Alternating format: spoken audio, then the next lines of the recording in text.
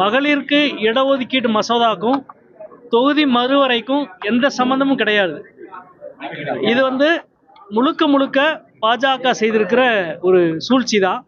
இது கொண்டு வரப்பட்டிருப்பது தொகுதி மறுவரை மசோதா தான். இதை மகளிர் இடஒதுக்கீடு என்ற ஒரு கேடயத்தை பயன்படுத்தி இவங்க கொண்டு வந்திருக்காங்க. மகளிர் இடஒதுக்கீடு மசோதா ஏற்கனவே நிறைவேற்றப்பட்டாகிவிட்டது. அது இப்போ இருக்க நாடாளுமன்ற உறுப்பினர்கள் எண்ணிக்கையிலே அதை உடனடியாக நம்ம நிறைவேற்றலாம். இவங்க தொகுதி மறுவரை என்ற மிகுந்த சிக்கல் நிறைந்த ஒரு பிரச்சனையை 50 வருடமாக ஃப்ரீஸ் செய்யப்பட்ட மக்கள் தொகை கணக்கெடுப்பை மீண்டும் பண்டோரா பாக்ஸை ஓப்பன் பண்ணுற மாதிரி ஓப்பன் பண்ணி ஒரு பெரிய குழப்பத்தை உருவாக்க நினைக்கிறாங்க. குறிப்பாக ஒரு மனிதனுக்கு ஒரு வாக்கு என்ற அரசியல் சாசனம் சொல்லுது. அது ஒரு முக்கியமான கோட்பாடு.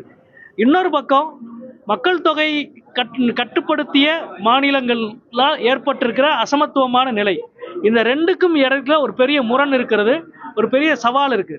இதை சந்திப்பது இந்தியாவில் மிக மிக முக்கியமான ஒரு பிரச்சனை. இந்த பிரச்சனையை ஒரு அனைத்து கட்சி கூட்டம் நடத்தி, அனைத்து மாநிலங்களினுடைய முதலமைச்சரை நடத்தி, ஒன்றுபட்ட ஒரு ஆலோசனையை உருவாக்கி அதற்கு பிறகு நாடாளுமன்றத்திலே கொண்டு போய் வைப்பதன் மூலமாகத்தான் இதை நிறைவேற்ற முடியும். ஆனால் இப்படி எந்த விதமான எக்ஸசைஸும் செய்யாம ஒரு 50 ஆண்டு காலம் ஃப்ரீ செய்யப்பட்ட ஒரு மக்கள் தொகை கணக்கெடுப்பு என்ற விஷயத்தை மீண்டும் மறு ஓப்பன் பண்ணி 50 மணி நேரத்துக்கு முன்னாடி ஒரு மசோதாவை கொடுத்து நிறைவேற்றியது என்பது முழுக்க முழுக்க பாஜகவினுடைய சூழ்ச்சி.